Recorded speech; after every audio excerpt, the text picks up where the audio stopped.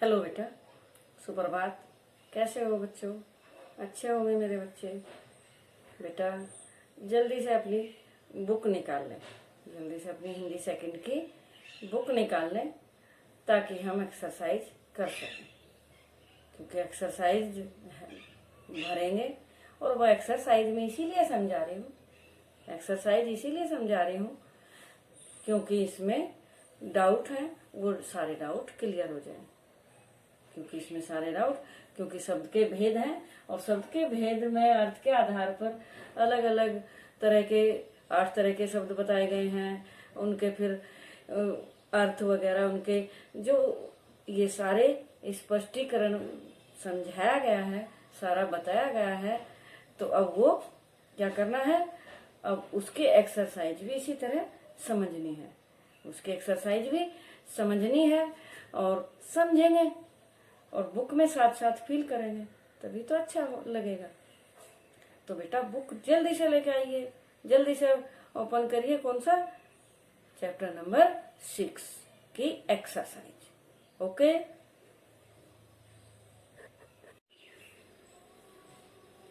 तो खोल ली ना, बुक ओपन कर ली, खोल ली आपने, और अब समझना शुरू करें। तो इसमें पहले क्वेश्चन मौखिक और लिखित, थोड़ा ये रिवीजन कर लेते हैं। तो मौखिक क्या है? समान अर्थ देने वाले शब्दों को क्या कहते हैं? समान अर्थ देने वाले शब्दों को क्या कहते हैं? एक सा अर्थ बताने वाले शब्द क्या होते हैं? समान अर्थ बताने वाले क्या होते हैं? पर्यायवाची शब्द होते हैं। ध्वनि बोधक शब्दों से क्या समझते हैं? जो ध्वनि बोधक शब्द हैं वो क्या समझते हैं? यानी जिस पक्षी की, जिस प्राणी की जो आवाज है, जिस वस्तु की जो आवाज है, वो उसी से वो शब्द बना दिए गए हैं, वो ध्वनि बोधक शब्द होते हैं। फिर है शब्दिगुम से आप क्या समझते हैं? शब्दिगुम क्या होता है? शब्दिगुम होता है जोड़ा। शब्दिगुम क्या होता है? जोड़ा होता है, जो दो एक साथ होते हैं, जो दो एक साथ होते हैं। तो एक साथ जो शब्दों का जोड़ा एक साथ लिखा जाता है शब्दों, यानी भाषा की विशेषता बनाने के लिए, तो वो शब्दयुग्म होता है। क्या होता है वो? शब्दयुग्म, जो एक साथ योजक शब्दों से जोड़कर लिखते हैं। लिखित में क्या है आप सारे जानते हो, मैंने समझा भी दिए हैं, तो आप आंसर खुद लिखोगे इसके। पर्यायवाची शब्दों से क्या समझते हैं? पर्यायवाची शब्द होते हैं एक सा अर्थ बताने वाले, पर्यायवाची या समानार्थी शब्द कहलाते हैं। विलोम तथा विपरीतार्थक शब्द किसे कहते हैं? तो एक दूसरे का विपरीत अर्थ देने वाले शब्द विपरीतार्थक या विलोम शब्द कहलाते हैं।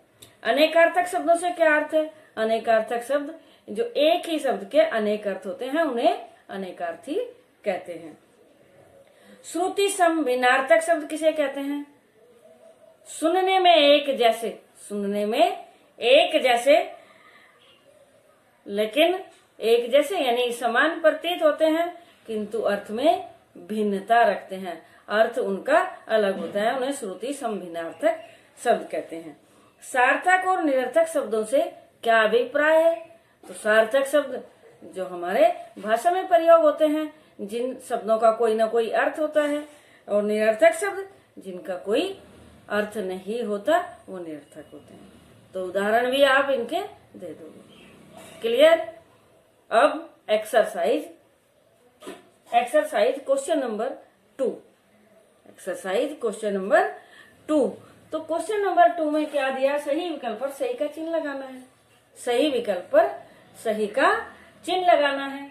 तो कौन सा शब्द बादल का पर्यायवाची है? इसमें पूछा क्या कि कौन सा शब्द बादल का पर्यायवाची है? तो कौन सा है? मेघ, गिरी, सरिता, वारी। गिरी पर्वत होता है, सरिता नदी होता है, वारी जल होता है, और मेघ बादल। मेघ क्या होता है? बादल। तो मेघ किसका? बादल का पर्यायवाची है। मेघ बादल का पर्यायवाची है, ये वाला राइट है। ओके। किस विकल्प के शब्द विलोमार्थी नहीं है, यानी एक दूसरे के विलोम हैं? तो किस शब्द में है सर? विलोमार्थी नहीं है। ज्ञान अज्ञान विलोम है, आय व्यय विलोम है, आय और व्यय। न्याय और अन्याय ये भी विलोम है। तो काम धंधा, काम धंधा ये इसका विलोम अर्थ नहीं है। काम धंधा समान अर्थ वाले हैं। काम धंधा क्या है? समान अर्थ वाले हैं। अगला क्या है? निम्नलिखित शब्दों का कौन सा शब्द युग्म श्रुति सम भिन्नार्थक शब्द नहीं है? सुनने में एक जैसा और अर्थ अलग है, तो ऐसा शब्द कौन सा नहीं है यहाँ? तो चीर चीर दोनों एक जैसे से लगते हैं, जबकि अर्थ अलग अलग है। वदन वदन, मृत्यु निधन, योग योग्य, तो क्या है इसमें अलग? मृत्यु और निधन। क्या अलग है? ये अलग है। ये सुनने में एक जैसे नहीं लग रहे हैं, तो ये वाला इसका राइट है। समझ आ गया ना? अब इनके अर्थ भी देख ले एक बार।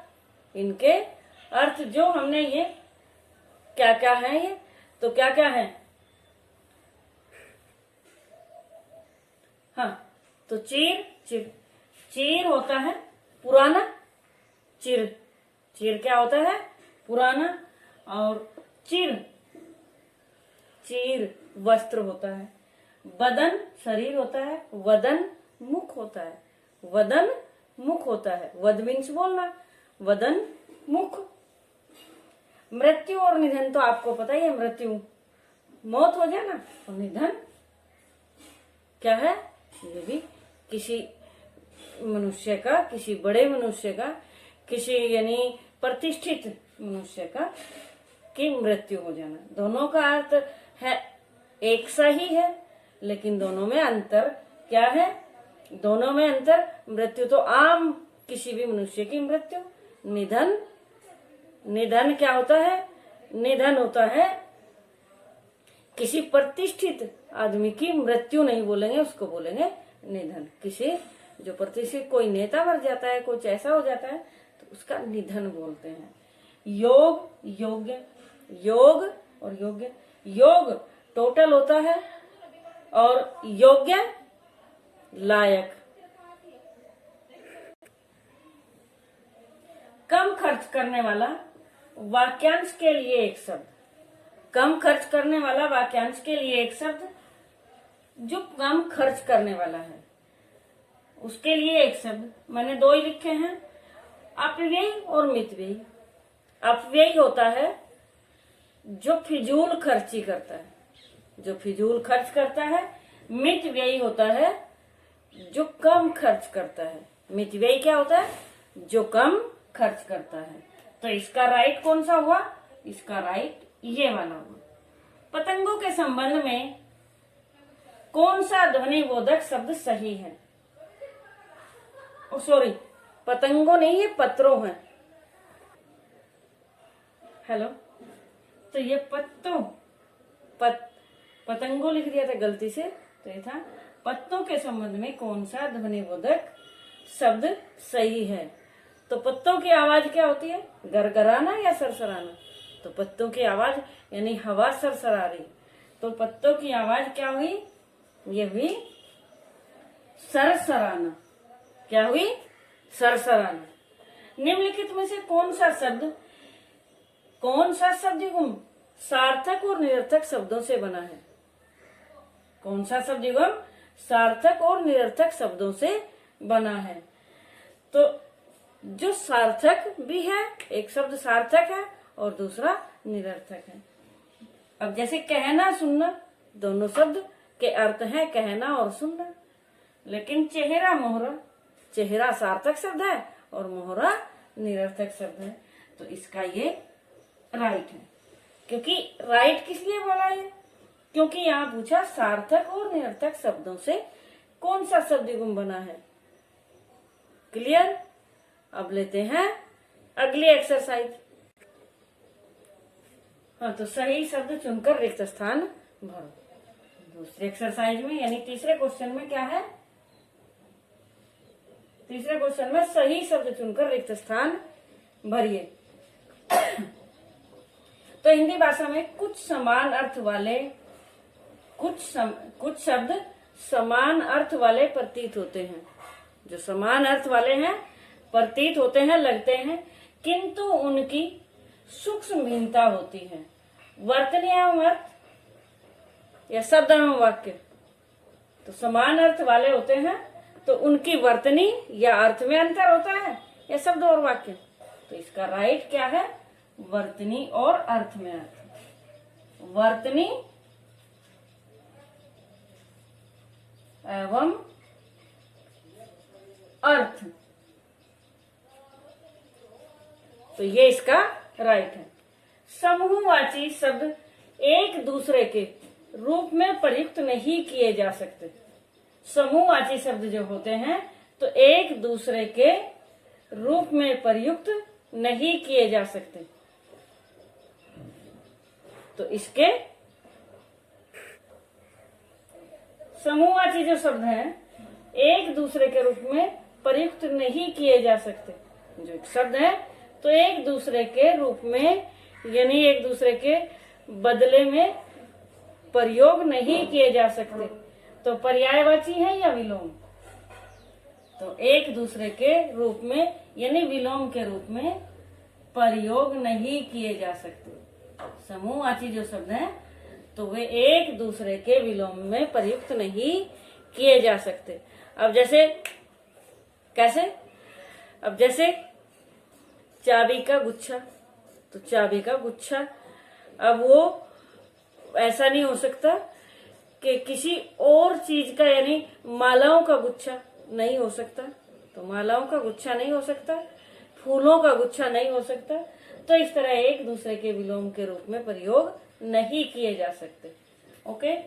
पशु पक्षियों की आवाज, आवाजों तथा वस्तुओं की ध्वनि को व्यक्त करने के लिए जिन विशेष शब्दों का प्रयोग किया जाता है उन्हें समरूपी शब्द कहते हैं या ध्वन्यात्मक शब्द कहते हैं। तो क्या कहते हैं?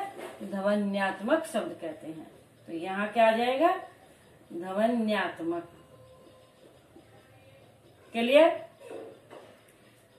लास्ट है, अनेक शब्दों के स्थान पर एक शब्द का प्रयोग करने से संक्षिप्त और सुंदर होती है। अनेक शब्दों के स्थान पर एक शब्द का प्रयोग करने से संक्षिप्त और सुंदर क्या होती है? भाषा या शब्द? शब्द तो पहले से ही दिया, तो शब्द थोड़े सुंदर होते हैं, भाषा सुंदर होती है। तो इसका ये राइट है,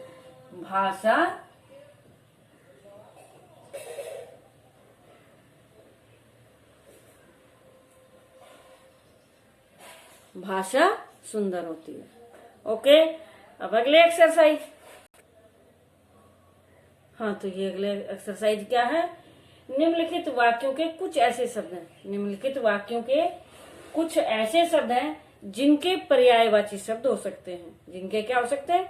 पर्यायवाची शब्द हो सकते हैं। उनकी पहचान करें। उनकी क्या करें? पहचान करें और उन्हें परिवर्तित यानी चेंज करके वाक्य दोबारा से यानी पुनः लिखिए। तो पहले का, बाग में फूल खिले हैं। तो इसका तो एग्जाम्पल दिया हुआ है, उदाहरण दिया हुआ है, उपवन में पुष्प खिले हैं। तो अब इसी तरह इन चार के भी हमें वाक्य बनाने हैं।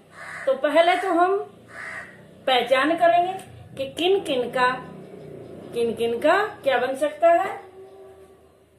पर्यायवाची बन सकता है। बंदर का पर्यायवाची हो सकता है, पेड़ का पर्यायवाची हो सकता है। तो इसका शब्द क्या बनता है? इसका शब्द बनता है पेड़, पेड़ का पर्यायवाची। अब इसमें ये ध्यान रखना होता है, अगर ये तत्सम में हम बनाएंगे तो दोनों तत्सम के रूप होने चाहिए। तद्भव में अगर हम बनाते हैं तो तद्भव में ही होने चाहिए। तो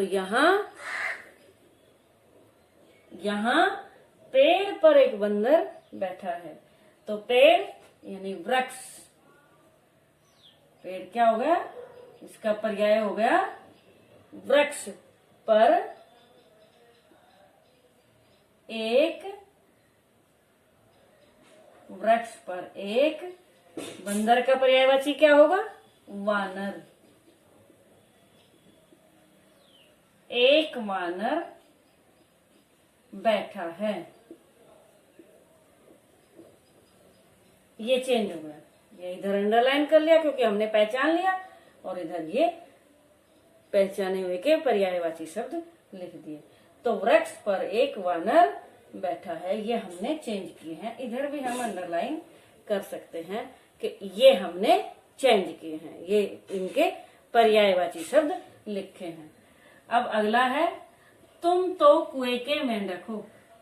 तुम तो कुएं के मेंढक हो, तो इसका क्या हो जाएगा? तुम तो है कुएं और मेंढक, इनके पर्यायवाची हो सकते हैं। तो तुम तो कूप, कूप क्या होता है? कुआं। कूप के मंडूक हो, कूप के मंडूक हो, तो ये हो गया इसका पर्यायवाची शब्द चेंज। नदी सागर में मिल जाती है, नदी सागर में मिल जाती है, तो नदी का भी और सागर का भी पर्यायवाची हो सकता है। तो नदी सरिता,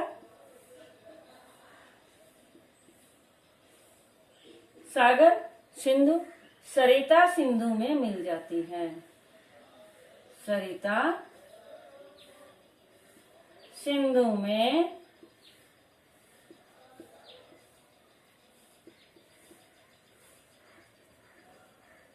मिल जाती है, ये अंडरलाइन कर दिया इधर भी। मनुष्य हो राक्षस मत बनो, तो राक्षस का भी और मनुष्य का भी, इन दोनों के पर्यायवाची हो सकते हैं। अब इनकी पहचान कैसे करेंगे पर्यायवाची? क्योंकि संज्ञा शब्दों के ही पर्यायवाची शब्द होते हैं, जो संज्ञा शब्द होते हैं उन्हीं के ही पर्यायवाची शब्द हो सकते हैं। तो संज्ञा शब्द क्या क्या है? क्योंकि क्रियाओं के तो पर्यायवाची नहीं होते हैं, क्रिया तो ज्यों की त्यों, यानी जो क्रिया है, जो कर रहा है कि होने का पता चलता है, वो इस तरह चेंज नहीं हो सकती कि जैसे खेल रहा है तो खेल रहा है कि पर्याय चल रहा नहीं हो सकता। तो इस तरह यानी किसके पर्यायवाची शब्द किनके होते हैं? पर्यायवाची शब्द होते हैं संज्ञा शब्दों के। किसके होते हैं? संज्ञा शब्दों के। तो मनुष्य हो राक्षस मत बनो, इन दोनों के। मनुष्य क्या? मानव हो, ये भी तो ध्यान रखना है। अब मानव हो, अब राक्षस का निशाचर भी होता है, असुर भी होता है, लेकिन इससे संबंधित, इससे मिलता जुलता हो तो क्या होगा? मानव हो तो दानव मत बनो, मानव हो तो दानव मत बनो। तो ये क्लियर हो गई, ये भी एक्सरसाइज हमारी क्लियर हो गई। Question number 4। अब क्वेश्चन नंबर 5 में क्या पूछा है, जल्दी से देखिए क्या है। हाँ, तो इसमें क्या दिया? निम्नलिखित वाक्यों के रंगीन शब्दों के उचित विलोम शब्द भरकर वाक्य पूरा कीजिए। उचित इनके क्या भरने हैं? विलोम शब्द भरने हैं। तो इनके विलोम शब्द भरने हैं आपको, तो भरिए जल्दी से। तो जो व्यक्ति सुख, सुख का विलोम क्या है? सुख का विलोम हो गया दुख। लाभ का विलोम क्या है? लाभ। हानि, यश, अपयश, यश, अपयश। तो सेंटेंस पूरा हो गया, वाक्य पूरा हो गया। जो व्यक्ति सुख दुख, लाभ हानि, यश और अपयश में एक समान रहता है, वही क्या कहलाता है? संत कहलाता है। जीवन में उतार चलता रहता है, जीवन में उतार चलता रहता है, तो विलोम इसका क्या हो जाएगा? उतार का हो जाएगा चढ़ाव। क्या हो जाएगा? चढ़ाव। उतार चढ़ाव चलता रहता है। आय से अधिक तो तुम्हारा, आय आमदनी कितनी? आमदनी से अधिक तो तुम्हारा क्या है? आमदनी से अधिक खर्च है। आय से अधिक तो तुम्हारा क्या है?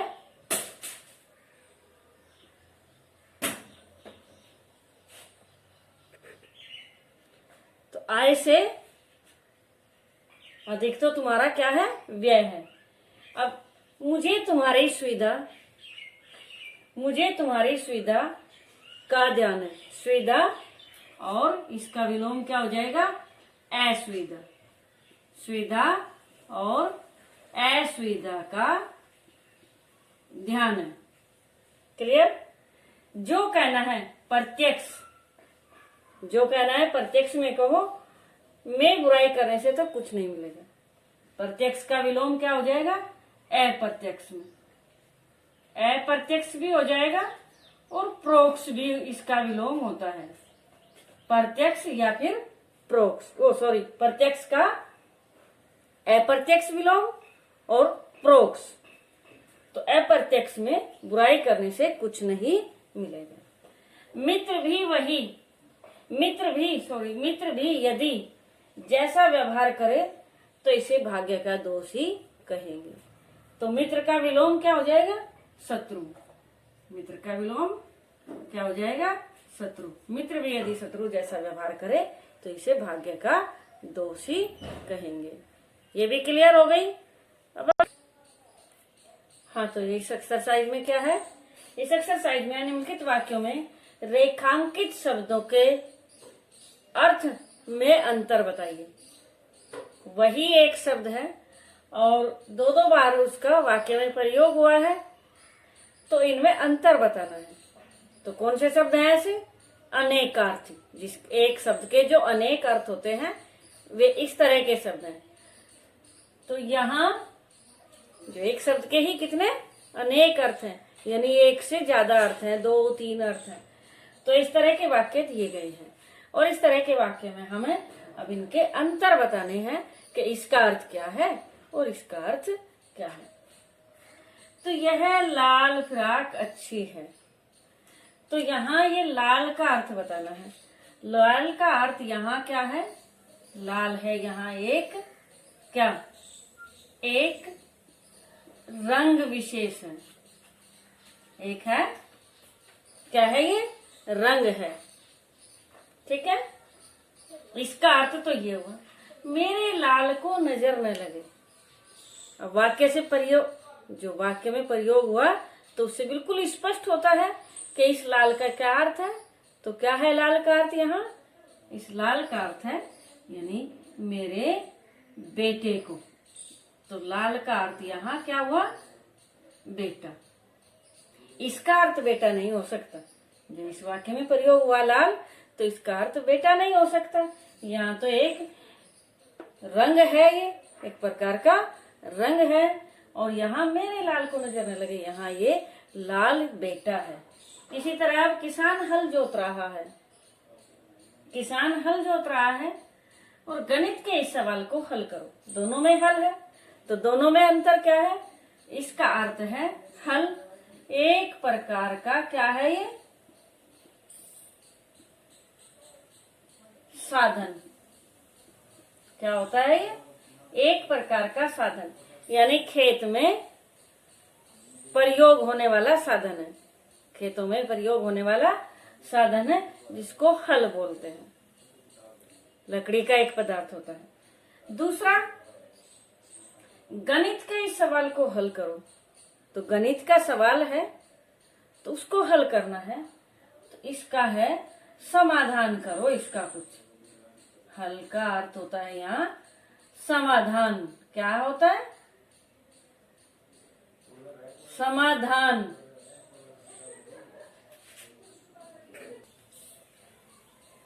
अगला, 2 मन गेहूं ले आओ। यहाँ मेरा मन नहीं लगा, तो मन दोनों में अलग अलग अर्थ निकालता है। तो यहाँ 2 मन गेहूं, तो ये मन गेहूं, मन क्या होता है, मन यहाँ क्या है, यहाँ है ये एक तोलने वाली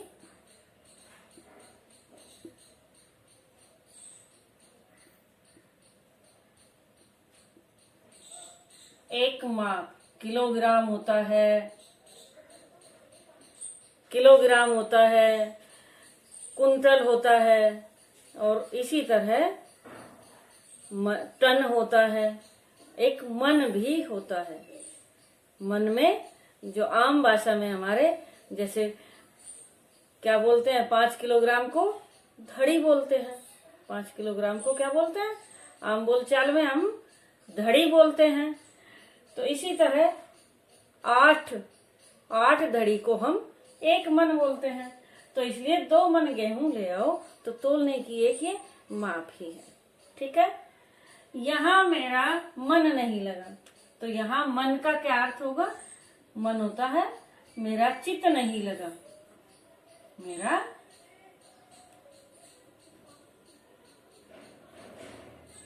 चित्त, मेरा मन, मेरा हृदय यहाँ नहीं लगा है। क्लियर हो गया। वर वधु को मंडप में बुलाओ, मांगो तुम्हें क्या वर चाहिए। तो क्लियर हो गया। वर वधु को, तो वर कौन है यहाँ, दूल्हा। कौन है, दूल्हा। दूल्हे और दुल्हन को बुलाओ, मांगो तुम्हें क्या वर चाहिए। तो वर का अर्थ यहाँ वर यानी वरदान। वर का अर्थ क्या हुआ, वरदान। तो क्लियर हो गई एक्सरसाइज भी। हाँ, तो अगला क्वेश्चन क्या है, कोष्टक से सही शब्द चुनकर रिक्त स्थान भरो। कोष्टक से सही शब्द चुनकर रिक्त स्थान भरो। अब जो सुनने में एक जैसे लगते हैं लेकिन अर्थ अलग होता है, ये कौन से शब्द है, श्रुति सम भिन्नार्थक शब्द। सुनने में एक जैसे लगते हैं लेकिन अर्थ तो बिल्कुल अलग होता है। मुझे आम का बहुत पसंद है, अचार या आचार।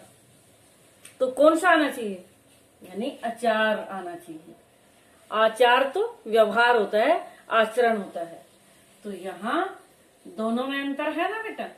तो दोनों में यानी अचार होता है एक पदार्थ, यानी कोई भी अचार वगैरह डाल लेते हैं, आम का, नींबू का, मिर्च का, कोई भी। लेकिन आचार व्यवहार होता है, आचरण होता है। ओके। अब दूसरा क्या है, बाजार से कुछ ले आओ। सामान या सामान, हम आम भाषा में सामान बोल देते हैं, जल्दी में सामान बोल देते हैं, लेकिन वो सही शब्द क्या होता है, लिखना तो सामान ही होता है। क्या, सामान। कुछ सामान ले, सामान तो बराबर कि उसके समान ये है। तो यहाँ क्या आएगा, सामान आएगा। ओके। आज का कुछ खास नहीं रहा, दिन या दीन। तो दिन, आज का दिन खास नहीं रहा, ये राइट होगा। दीन तो होता है क्या, गरीब। तो आज का दिन क्या कुछ खास नहीं रहा, तो आज का गरीब कुछ खास नहीं रहा, ये थोड़ी होगा।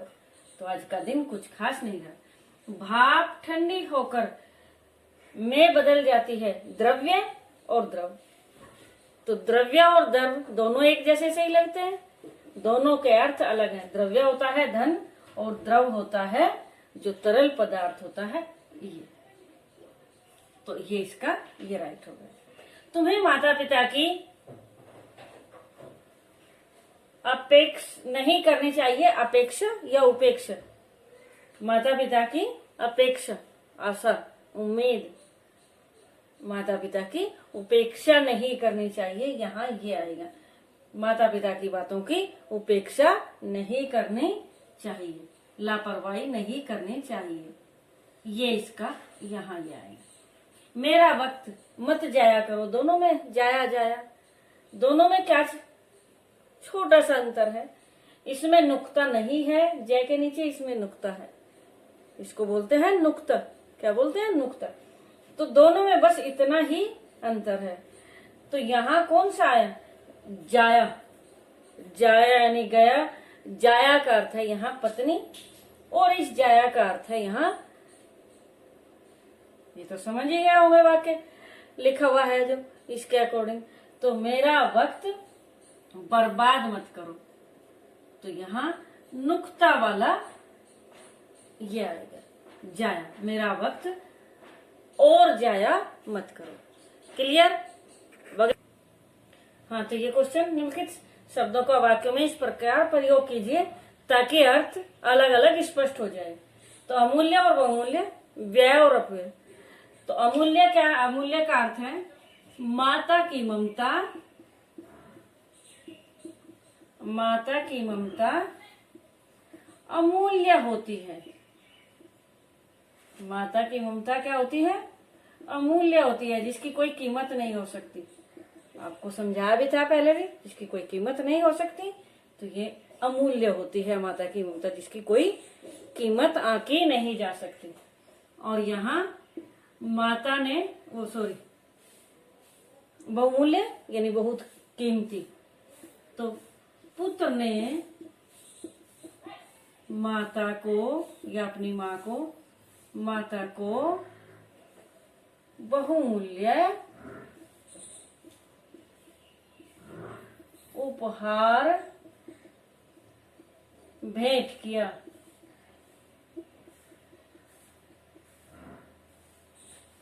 उपहार भेंट किया या उपहार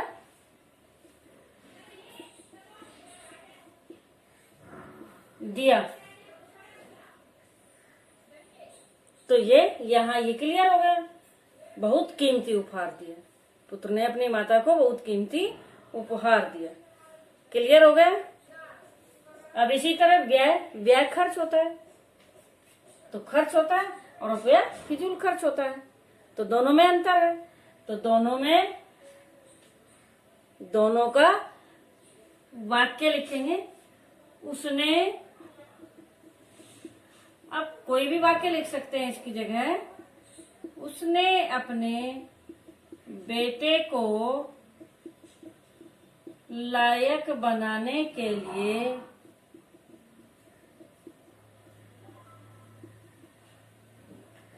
या योग्य बनाने के लिए व्यय किया।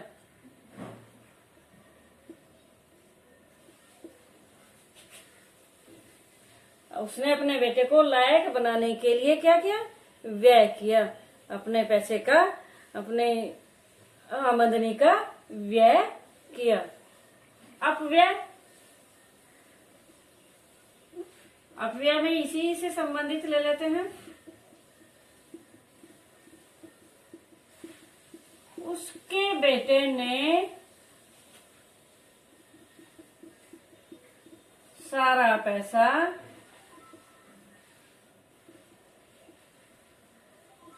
अपव्यय कर दिया, फिजूल खर्ची में खर्च कर दिया। तो ये दोनों के अर्थ अलग हो गए। क्लियर हो गया अभी।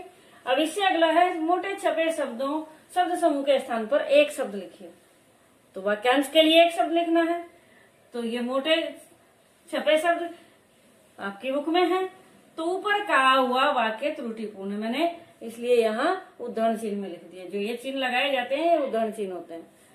तो ऊपर कहा हुआ क्या है? ऊपर कहा हुआ होता है उपरयुक्त।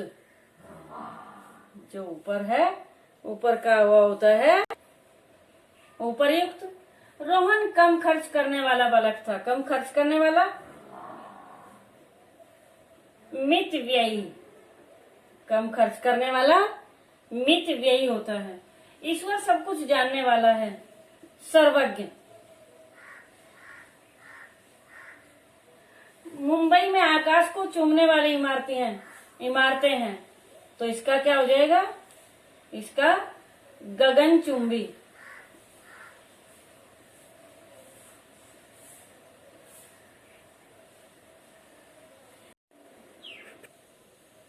हाँ, तो अगली एक्सरसाइज क्या होगी? रिक्त स्थान भरिए।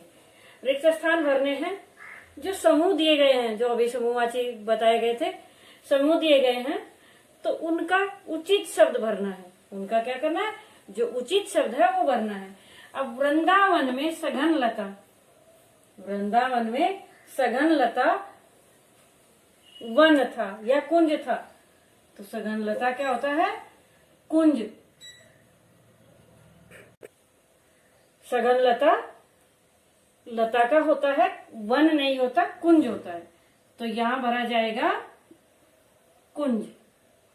मेरे पास 100 के नोटों की माला है या गड्डी, तो यहाँ गड्डी आ जाएगा, यहाँ क्या आ जाएगा, गड्डी। तुम्हारी बात सुनकर मुझे आनंद या आमोद, मैंने प्रमोद लिख दिया, आमोद है ये, हाँ? तो आमोद, तो आमोद या आनंद, तो तुम्हारी बात सुनकर मुझे क्या आ गया, आनंद आ गया। ओके। कॉलोनी के प्रवेश द्वार पर कूड़े का समूह लगा हुआ है, समूह नहीं ढेर लगा हुआ है, और ढेर में ये ढेर जो है, ये ढेर ये वाला नहीं होगा बिंदु, ये तो हो जाता है ढह। यानी कोई ढह से शब्द बनता है तो शुरुआत होती है ढह या डै से, तो उसमें कभी भी ये नीचे वाला बिंदु नहीं लगता है, तो ढेर यानी नीचे बिंदु नहीं लगेगा। डाल, तो डा के नीचे बिंदु नहीं लगेगा। और अगर यही शब्द बीच में आ जाते हैं तो बीच में ज्यादातर, अधिकतर ऐसा है कि नीचे इनके बिंदु लगते हैं, डै में भी और ढह में। ठीक है बेटा, ओके। अब अगली एक्सरसाइज क्या है, नीचे दिए गए वाक्य में पशु पक्षियों की बोलियां भरिए। तो बोलियां में भी अब हमें डाउट होता है कि हाथी चिंघाड़ता है या दहाड़ता है, तो उनके इस तरह के बोलियों में अंतर है कि हम किसका क्या लिखें। अब मेंढक टटर करता है या कूकता है, तो ये इस तरह। तो चिड़ियाघर का शेर क्या करता है, दहाड़ रहा था। क्या कर रहा था, दहाड़ रहा था, चिंगाड़ नहीं दहाड़ता है, शेर दहाड़ता है। वर्षा के दिनों में मेंढक क्या कर रहे थे, टर टर करते हैं, टर टर करते हैं। प्रातःकाल उपवन में चिड़िया क्या करती हैं, चह चाह रही हैं, चह चाह रही हैं। जंगल में हाथी क्या करता है, चिंघाड़ता है, जंगल में हाथी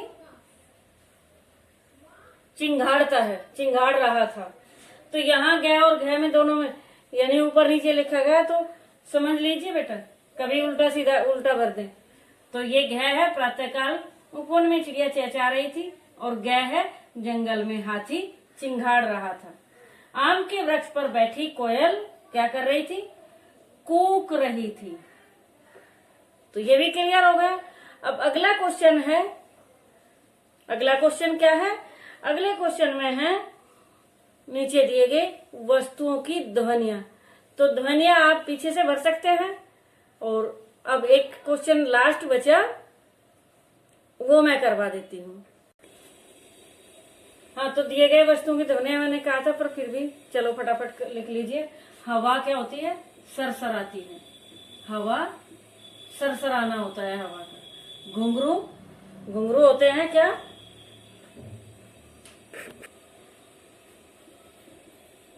घुंघरू रुंझुन। घड़ी टिक टिक। दरवाजा खटखटाना।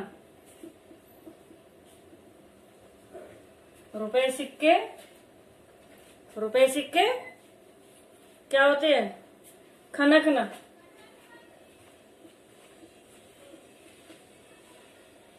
मोटरसाइकिल फटफट क्या करती है, फटफट। पंख फड़फड़ाना,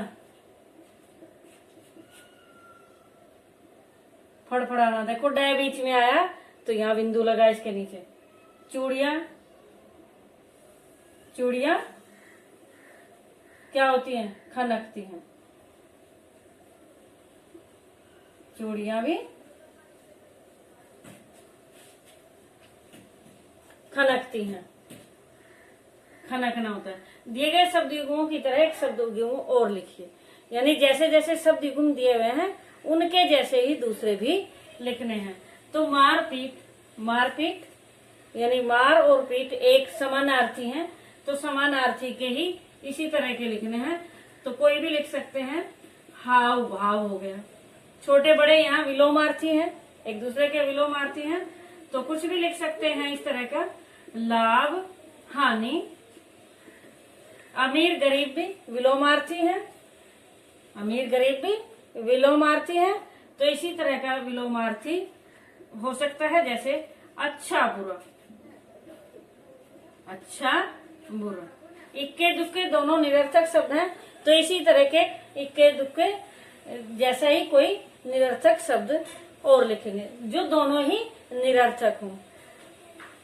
तो ऐसे अनाप शनाप, अनाप शनाप, दोनों ये भी निरर्थक हैं, दोनों ये भी निरर्थक हैं। नगर नगर दोनों पुनरुक्ति वाले हैं, पुनरुक्ति वाले हैं। ऐसे ही नगर नगर, गांव गांव,